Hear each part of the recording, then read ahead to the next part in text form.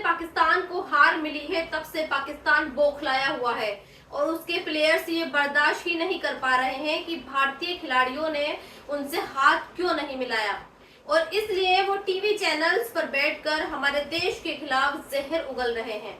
आज शाहिद अफरीदी ने टीवी पर बैठकर ऐसा कुछ बोला कि जो बर्दाश्त के काबिल नहीं है और जो पाकिस्तानियों को गैर इस्लामिक सोच को दिखाता है। आज मैं अफरीदी और पूरे पाकिस्तान के सामने कुछ ऐसे फैक्ट्स रखूंगी जो ये साबित करेंगे कि गैर इस्लामिक है और वो देश झूठा है। लेकिन सबसे पहले आज ये जानिए कि आज शाहिद अफरीदी ने टीवी पर बैठकर भारत के खिलाफ क्या इल्जाम लगाए हैं। अफरीदी ने आज 3 बड़े झूठ बोले। झूठ नंबर 1, अफरीदी ने कहा कि 10 मई को भारत को दुनिया के सामने जलील होना पड़ा था। अफरीदी का झूठ नंबर 2, पीएम मोदी के कहने पर खिलाड़ियों ने पाकिस्तान के खिलाड़ियों से हाथ नहीं मिलाया। अफरीदी का झूठ नंबर 3, मोदी अपने देश के लोगों का गुस्सा बर्दाश्त नहीं कर पा रहे हैं, इसलिए उन्होंने टीम को हाथ मिलाने से मना किया। इसके अलावा पाकिस्तान के बड़बोले एंकर्स ने भी भारत पर एक तंज किया और ये कहा कि मोदी अपने लोगों का विरोध बर्दाश्त नहीं कर पा रहे हैं तो फिर पाकिस्तान की फौज का गुस्सा कैसे बर्दाश्त करेंगे। सोचिए, ये वो पाकिस्तान है जो युद्ध के और क्रिकेट के दोनों मैदानों में शिकस्त खा चुका है, फिर भी अपने देश और अपने देश के लोगों के सामने झूठ बोल रहा है। आज मैं इस झूठे और मक्कार पाकिस्तान का असली चेहरा आपके सामने लाती हूँ। ये अफरीदी ये कह रहा है कि 10 मई को हमारे देश को बर्दाश्त नहीं हो रही। अफरीदी, अगर तेरे पास गूगल हो तो मसूद अख्तर का नाम सर्च कर लेना, क्योंकि तुम्हारे देश के इसी retired air marshal Masood Akhtar ने ये कबूल किया है कि ऑपरेशन सिंदूर के दौरान भारत ने भोलारी एयरबेस में एक फाइटर जेट को हिट किया और उसे नुकसान पहुंचाया। शाहिद अफरीदी, अगर तू अपने ही देश नजम सेठी को जानता है तो जाकर उससे पूछ, क्योंकि उसने टीवी पर बैठकर ये कहा कि 9 और 10 मई के हमलों में पाकिस्तान एयरबेस और आतंकवादियों के ठिकानों को निशाना बनाया और पाकिस्तान को नुकसान हुआ। और अगर अब भी तुझे कोई और सबूत चाहिए तो फिर फ्लैशबैक में जाकर अपने देश के प्रधानमंत्री शहबाज शरीफ के एक बयान को सुन लो, जिसमें शहबाज ने खुद ये कबूल किया है कि वो रात को 2:30 बजे सो रहा था, तब उसके खुद के आर्मी चीफ आसिम मुनीर का फोन आया और उसने ये कहा कि सरकार भारत ने हमला कर दिया है और इस हमले में हमारा नर खान एयरबेस बर्बाद हो चुका है और आज तुम टीवी पर बैठकर बढ़िया बन रहे हो। यकीनन तुम लोग झूठे हो। अगर तुम सच्चे मुसलमान होते और अगर तुम में सच्ची खेल भावना होती तो तुम हार की फिक्र करते और अपने गिरेबान में भी झांकते कि तुम्हारे हार क्यों मिली और तुमसे भारतीय खिलाड़ियों ने हाथ क्यों नहीं मिलाया। लेकिन तुम सरकार के चमचे हो और सरकार को खुश करने के लिए टीवी पर बैठकर अपने देश की नाकामियां छुपा रहे हो। और अगर अब भी तुम्हें यकीन ना आए तो वो वीडियो देख लो जिसमें तुम्हारी खुद की सरजमी पर मारे गए आतंकवादियों के जनाजे पढ़ाए जा रहे हैं। आज मैंने सूर्य कुमार यादव की मैच जीतने के बाद पूरी प्रेस कॉन्फ्रेंस बहुत ही ध्यान से सुनी और एक्चुअली मैं ये जानना चाहती थी कि पाकिस्तान जैसी टीम को ऐसे माहौल में हराने के बाद सूर्य कुमार यादव की सोच कैसी है, उनका नजरिया कैसा है। तो इस प्रेस कॉन्फ्रेंस में सलमान नाम के एक मुस्लिम रिपोर्टर ने सूर्य कुमार यादव से एक सवाल किया और पूछा कि क्या क्रिकेट में पॉलिटिक्स जरूरी होती है, और पाकिस्तान के बहुत सारे क्रिकेटर्स ने इस मैच को लेकर सोशल मीडिया पर स्टेटस लगाए। तो जानते हैं इस सवाल का सूर्य कुमार यादव ने क्या जवाब दिया। उन्होंने बहुत ही सिंपल जवाब में ये बताया कि भारतीय क्रिकेट टीम का कोई भी खिलाड़ी तब तक टूर्नामेंट में रहता है जब तक सोशल मीडिया इस्तेमाल ही नहीं करता, इसलिए उनको ये नहीं पता होता कि बाहर क्या चल रहा है और विरोधी टीम के खिलाड़ी किस तरह के कमेंट कर रहे हैं। उनका सारा फोकस सिर्फ और सिर्फ खेल पर होता है और विरोधी को कैसे हराया जाए इस पर होता है। जबकि आज अगर आप सोशल मीडिया देखेंगे तो आप ये जानेंगे कि पाकिस्तान की टीम की तरफ से कई तरह के स्टेटस लगाए गए।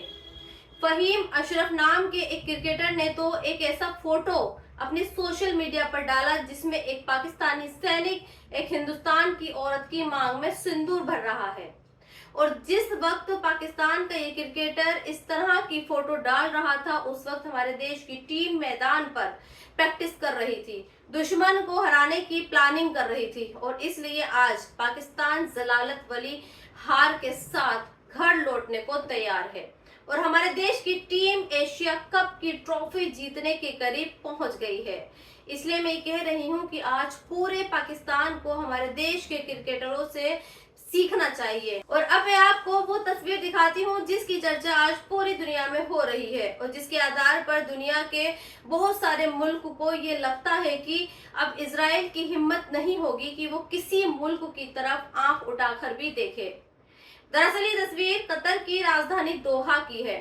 दोहा में एक बैठक हुई थी और इस बैठक में दुनिया के 54 मुल्क शामिल हुए और कई घंटों की बैठक के बाद इन मुस्लिम देशों में इजराइल के खिलाफ एक स्टेटमेंट जारी किया और ये कहा कि जिस तरह से इजराइल ने कतर पर हमला किया है वो इसकी निंदा करते हैं और आगे से इजराइल ऐसा ना करे इसके लिए ठोस कदम उठाए जाएंगे। लेकिन जिस वक्त ये बैठक हुई और जिस वक्त 54 मुस्लिम देशों ने इजराइल के खिलाफ सख्त कदम उठाने की बात की, ठीक उसी चंद घंटों बाद इजराइल के प्रधानमंत्री नेतन्याहू का बयान आया और ये बयान नेतन्याहू ने अमेरिका के विदेश मंत्री मार्को रूबियो के सामने दिया। रशियन टेलीविजन ने इस बयान को टेलीकास्ट भी किया। फिर आज आपको बड़े ही ध्यान से नेतन्याहू का ये बयान सुनना चाहिए, जिसके बाद आप ये समझ पाएंगे कि नेतन्याहू और 54 मुस्लिम देशों में बेसिक फर्क क्या है। You can hide and run, but will get you. If terrorists enjoy immunity, they will do it again. इसका मतलब ये होता है कि इजराइल ने पहले कतर पर हमला किया और फिर उसे वो चेतावनी दे रहा है कि अगर उसने हमास के आतंकवादियों को पनाह देना बंद नहीं किया तो फिर दोबारा वो उस पर हमला करेगा। और एक मुस्लिम देश है जो इतना बड़ा हमला होने के बाद भी निंदा का स्टेटमेंट जारी कर रहे हैं। इसलिए मैंने कहा कि इजराइल और मुस्लिम देशों में यही फर्क है और आपको हैरानी होगी कि नेतन्याहू की ये धमकी अमेरिका के उस शख्स के सामने दी गई है जो खुद को कतर का पार्टनर बताता है।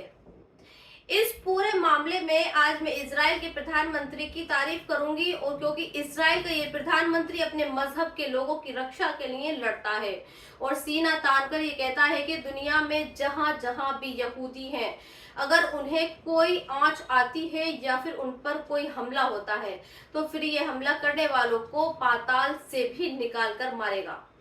जबकि दूसरी ओर ये मुस्लिम मुल्क हैं। जरा सोचिए, फिलिस्तीन के गाजा पर पिछले 3 साल से हमले हो रहे हैं, 60,000 से ज्यादा लोग मर भी चुके हैं, लोगों के पास खाने को नहीं है। लेकिन कभी ये मुस्लिम मुल्क जो आज कतर के लिए खड़े हैं इस तरह से गाजा के लिए नहीं खड़े हुए। कभी उन्होंने ये नहीं कहा कि गाजा पर अगर एक भी बम गिराया तो तुम्हारी ईंट से ईंट बजा देंगे। हाँ, जैसे ही कतर जैसे अमीर देश पर हमला हुआ ये फौरन एक साथ आ गए। पाकिस्तान भी दुम हिलाता हुआ इनके पास चला गया। क्या गाजा में मुसलमान नहीं है? क्या फिलिस्तीन मुस्लिम मुल्क नहीं है?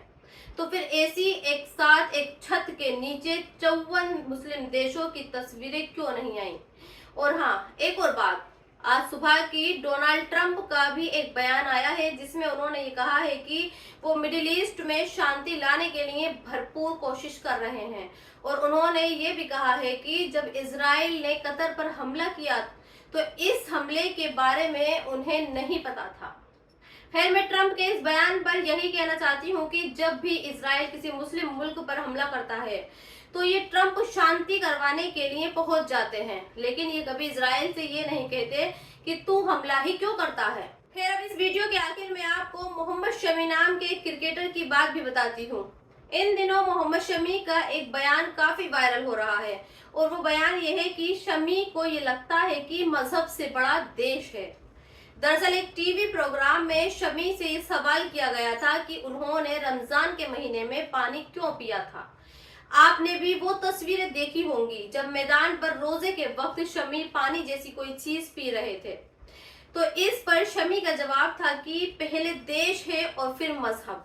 चूंकि वो देश के लिए खेल रहे होते हैं इसलिए वो रोजा नहीं रख सकते और इसलिए उन्होंने पानी भी पिया। मैं आज शमी और उसकी देशभक्ति पर कोई टिप्पणी नहीं करूंगी, लेकिन हाँ, कुरान की एक आयत जरूर पढ़कर बताती हूँ। कुरान में 5वें पारे की 97वीं आयत में जो कहा गया है उसका मैं आपको सिंपल और आसान शब्दों में मतलब बताती हूँ। अगर कोई जगह जगह के मुराद यहाँ पर देश और अपना वतन है, अगर कोई जगह या देश मजहब पर अमल में रुकावट बनती है तो उस जगह को छोड़ने का हुक्म है। हजरत इब्राहिम को जब लगा कि उनकी अपनी खुद की कौम उन्हें अल्लाह की इबादत करने से रोक रही है तो उन्होंने अपनी सरजमी ही छोड़ दी। पैगंबर मोहम्मद सल्लल्लाहु अलैहि वसल्लम और सहाबा ने मक्का यानी अपने वतन को सिर्फ इसलिए छोड़ा क्योंकि उन्हें इस्लाम पर चलने की आज़ादी नहीं थी। तो दोस्तों, इस वीडियो में इतना ही। आप भी अपनी राय कमेंट्स बॉक्स में लिखकर मुझे जरूर बताएं और अब तक आपने मेरे चैनल को सब्सक्राइब नहीं किया है तो प्लीज सब्सक्राइब जरूर कर दें। शुक्रिया।